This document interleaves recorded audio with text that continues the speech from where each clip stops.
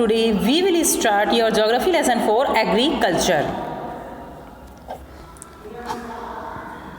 Gurpreet, Madhav and Tina were walking through the village where they saw a farmer tilling land.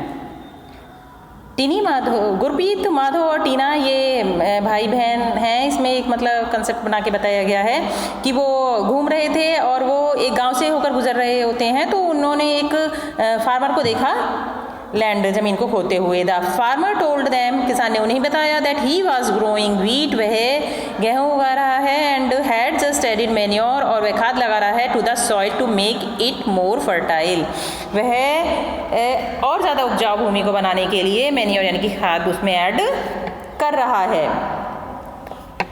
He told the children, उसने बच्चों को बताया, that the wheat would fetch a good price in the mandi, from where it would be taken to factories to make bread and biscuits from flour.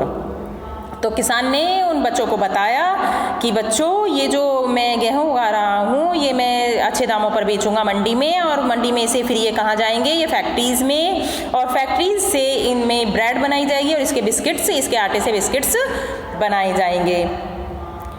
This transformation from a plant to finished product involved 3 types of economic activities. ये जो transformation था, एक plant पौधे से गेहूँ उगा, और गेहूँ उगने से फिर वो मंडी में गया, और मंडी से वो मार्केट फैक्ट्रीज में, फैक्ट्री से उसकी क्या बन गई, फिर उस आटे उसकी फ्लोर, उसकी गेहूँ के आटे से बन गई बिस्किट्स बन गई और ब्रेड बन गई। तो ये जो सारा प्रोडक्ट, ये जो सारा प्रोसीजर है, ये सारा ट्रांसफॉर्मेशन जो है प्लांट का, ये इकोनॉमिक 3 प्रकार की इकोनॉमिक एक्टिविटीज़ में आता है। These are primary, secondary and territory.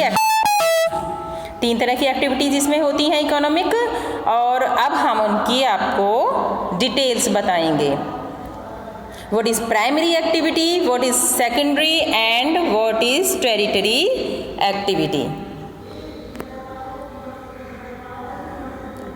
Primary activity के बारे में देखेंगे।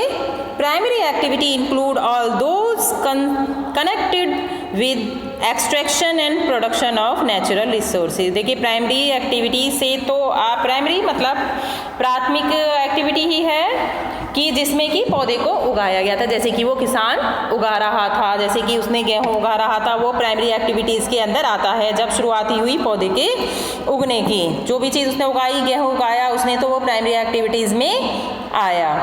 Agriculture, fishing and gathering are good example. ये प्राइमरी एक्टिविटीज़ में आते हैं। कौन कौन से? एग्रीकल्चर हो गया, फिशिंग हो गया, and gathering are good example, ये इसके एग्जाम्पल्स हैं। Secondary activities are concerned with the processing of these resources. जो सेकेंडरी एक्टिविटीज़ यानी कि द्वितीय क्रियाओं में कौन सी क्रियाएं आती हैं, जैसे कि ये जो हमारा वो फसल उग गई, फसल उगने के बाद जो इसकी प्रोसेसिंग होती है आगे की तरफ, और ये सब सेकेंडरी एक्टिविटीज़ में आता है। जैसे कि manufacturing of steel, baking of bread का बनना, जैसे वो गेहूँ उग गया था, गेहूँ के बाद जब वो ब्रेड तैयार हुई तो ये सेकेंडरी एक्टिविटीज़ में आता है। एंड वीविंग ऑफ क्लॉथ्स, यानी वीविंग ऑफ क्लॉथ्स कपड़े का बुनना are example of this activity. Territory activity, प्रत्येक क्रियाएं provide support to the primary and the secondary sectors through services. जो टेरिटरी एक्टिविटीज़ होती हैं, जो थर्ड कैटेगरी में आती हैं, वो प्रोवाइड करती हैं सपोर्ट किसको? प्राइमरी एक्टिविटीज़ को एंड सेकेंडरी एक्टिविटीज़ को। कैसे? देखिए आप, जैसे कि ट्रांसपोर्ट, फसल उग गई, फसल उगने के बाद फिर वो जो है उसको बेच दी, उसकी ब्रेड बन गई, ब्रेड बनने के बाद ब्रेड भी बन गई, या जो भी कुछ बना, ब्रेड ही नहीं बनती है, काफ़ी चीज़ें बनती हैं, जैसे ब्रेड, बिस्किट, जो भी कुछ बन गया, तो उसको फैक्ट्रीज़ में पहुंचाने के लिए या जगह जगह पहुंचाने के लिए जो ट्रांसपोर्ट होता है, उसके साथ जो व्यापार होता है, ट्रेड है, बैंकिंग है, insurance and advertising are example of this territory activities. ये सब क्रिया में आती हैं। Agriculture is a primary activity. तीनों आपको ये इकोनॉमिक एक्टिविटीज़ के बारे में मैंने इस पैराग्राफ में आपको बताया, प्राइमरी एक्टिविटी के बारे में, सेकेंडरी एंड टेरिटरी एक्टिविटीज़ के बारे में। अब आपका जो ये चैप्टर है वो है एग्रीकल्चर। तो अब एग्रीकल्चर के बारे में जो ये आपकी प्राइमरी एक्टिविटी है उसके बारे में हम पढ़ रहे हैं। Agriculture is a primary activity. Agriculture एक प्राइमरी एक्टिविटी है। It includes growing crops, fruits, vegetables, flowers and reading of live stock. Agriculture के अंतर्गत क्या क्या आता है जो कि एक प्राइमरी एक्टिविटी में इंक्लूड होता है? क्रॉप्स फसलें, फ्रूट्स उगाना, वेजिटेबल्स उगाना, फ्लावर्स फूलों को भी उगाना एंड रीडिंग लाइव स्टॉक यानी कि पशुधन पालन भी एग्रीकल्चर में ही आता है। इन द वर्ल्ड संसार में 50% of the person are engage in agriculture activity. पूरे वर्ल्ड में, पूरे संसार में 50% यानी कि आधा person are engage in agriculture activity. Agriculture activity में लगा हुआ है, खेती की क्रिया में लगा हुआ है। 2/3 of India's population is still dependent on agriculture. ये तो पूरे वर्ल्ड का बताया था कि 50% पर्सन जो है वो एंगेज है एग्रीकल्चर में।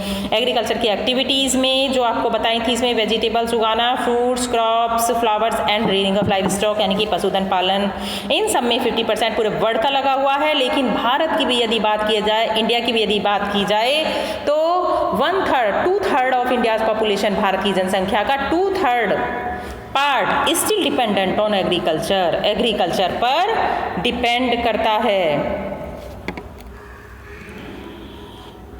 लास्ट पैराग्राफ पर आते हैं, एग्रीकल्चर को लेकर ही है ये। Favourable topography of soil and climates are vital for agriculture activity. Agriculture activities के लिए फेवरेबल टोपोग्राफी यानी कि उपयुक्त वहाँ की जलवायु होनी चाहिए और वाइटल बहुत ज़रूरी होते हैं। वहाँ की मिट्टी, वहाँ की जलवायु सब बहुत उपयुक्त होने चाहिए। अलग अलग जगह पर आप देखेंगे, अलग अलग जगह पर अलग अलग फसलें होती हैं। क्यों होती हैं? क्योंकि वहाँ की जो क्लाइमेट है, वहाँ की जो सॉइल है, किस फसल को लेकर फेवरेबल करती है, उसी तरह की फसलें वहाँ पर उगाई जाती हैं अलग अलग जगह पर। वह आगे आपको मैं अभी आगे बताऊँगी कि कौन सी क्रॉप्स के लिए किस तरह की आपको क्लाइमेट की ज़रूरत पड़ती है, किस तरह की